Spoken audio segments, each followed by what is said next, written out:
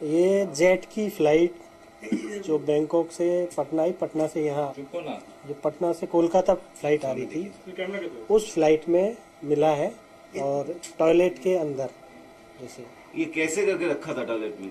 Toilet में अंदर ये जो बैग हैं, ये जो दो बैग हैं, इनके अंदर 12-12 पीस करके रखा हुआ था। और ये जो उसका जो क्लीनिंग होता है उस टाइम इसका आइडेंटिफाई हुआ टॉयलेट के अंदर, मतलब ये मिला है, अनक्लेम्ड है, इसमें कोई अरेस्ट हो गया। टोटल 24 पीस है और हर बैग में 12 पीस करके रखा हुआ है। ये एक जो बार है वो 1 kg का है। हाँ।